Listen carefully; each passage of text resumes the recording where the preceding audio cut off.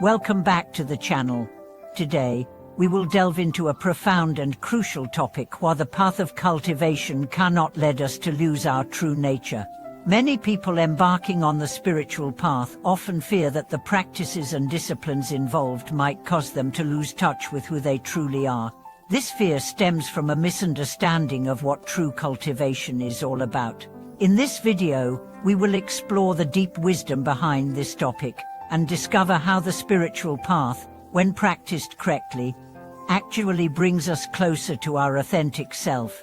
Let's dive into why spiritual cultivation is meant to help us reconnect with our true nature, not obscure it. Spiritual cultivation, whether in Buddhism, Taoism, or other wisdom traditions, is often described as a process of self-transformation and awakening. This transformation involves shedding layers of attachment, ignorance, and ego, allowing us to return to the purity and wisdom inherent within us. Cultivation is not about becoming someone different or following a prescribed set of rules that alienate us from our authentic self. Instead, it is about peeling back the layers of illusion that cloud our understanding of who we truly are and reconnecting with the heart of our being. One of the greatest misconceptions about spiritual practice is that it requires us to abandon our true nature, suppress our feelings, or deny aspects of ourselves that are considered imperfect. In reality, true cultivation is the process of returning to our original nature, one that is inherently wise, compassionate, and free from the confines of ego. The more we walk the spiritual path with awareness and authenticity, the closer we come to embodying our true self, not further away from it. The true essence of cultivation lies in self-awareness and inner freedom. We are often told that we need to change, improve, or even transform who we are to reach a higher state. However, this idea stems from a misunderstanding. In spiritual cultivation, the goal is not to impose an artificial identity onto ourselves, but to uncover the innate wisdom and peace that have always been present within us. It is about removing the distortions caused by our attachments, desires, and fears, so that we can experience life as it truly is. The true nature we seek to reconnect with is not some idealized version of ourselves, but our authentic, unconditioned self. This self is not defined by external circumstances or achievements, but by a deep inner peace and clarity. When we cultivate ourselves in the right way, we come to realize that our true nature is already whole and complete. There is nothing to be achieved in the sense of becoming someone we are not, but rather to remove the barriers that prevent us from experiencing the fullness of who we are. In spiritual practice, the greatest challenge often arises from our attachment to the idea of self-improvement.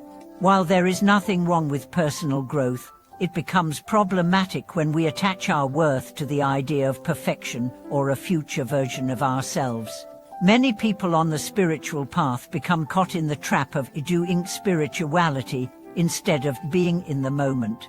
They become so focused on achieving specific milestones, such as reaching a certain level of meditation or fulfilling external expectations, that they lose sight of the deeper purpose of cultivation: to experience and express our true nature in the present moment.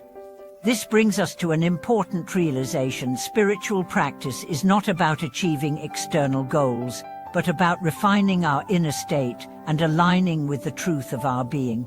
True cultivation allows us to live authentically, embracing both our strengths and weaknesses without judgment. It is about accepting ourselves fully as we are and allowing our natural wisdom and compassion to emerge without resistance. This process requires patience and humility, as we gradually let go of the attachments and expectations that bind us. In Buddhism, the concept of no-self, anatta, plays a significant role in helping us understand the nature of our true self. The idea behind no-self is that our identity is not fixed or permanent, it is fluid and interdependent with everything around us. By recognizing that our self-concept is constantly changing and shaped by external influences, we begin to loosen our grip on the ego and return to the natural state of being that is not defined by individual identity or achievements. When we cultivate this understanding, we move away from attachment to a rigid sense of self and align more closely with our true essence. This does not mean that we become detached or apathetic to life. Rather, we engage with life from a place of deeper understanding, knowing that our sense of self is interwoven with the larger fabric of existence. True cultivation helps us embrace both the joys and challenges of life without clinging to them. We begin to experience life with a sense of freedom and openness, unburdened by the need for validation or external success. The misconception that cultivation could lead us away from our true nature often arises from a focus on external forms of practice. Practices like meditation, chanting, or even observing precepts are meant to be tools to help us clear away the mental clutter and distractions that obscure our inner wisdom. They are not about becoming something different, but about stripping away the layers of illusion that obscure our true nature. By practicing mindfulness, we learn to see the world as it truly is, free from the distortions created by our thoughts and desires. Meditation, in particular, allows us to enter into direct contact with our true self, beyond the ego and the conceptual mind. The spiritual journey is often depicted as one of transformation, but this transformation is not about changing who we are at our core. Instead, it is about returning to the essence of who we truly are, free from the layers of conditioning and attachment. We are not striving to become someone else, but to rediscover the innate wisdom and peace that is always present within us. True cultivation involves both inner and outer alignment. On one hand, we practice self-awareness, mindfulness, and letting go of attachment. On the other hand, we engage with the world through acts of kindness, compassion, and service.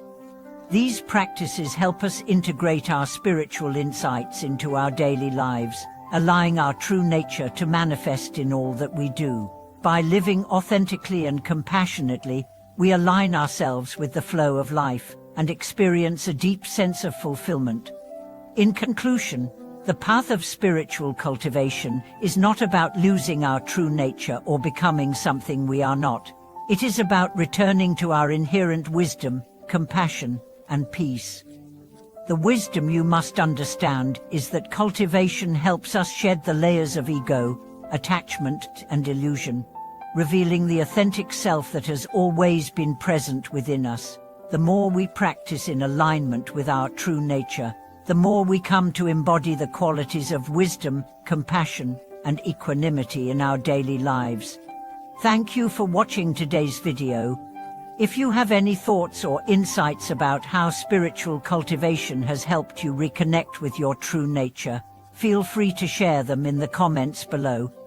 Don't forget to subscribe, like, and share this video with others who may benefit from these teachings. Let's continue walking the path of spiritual awakening together.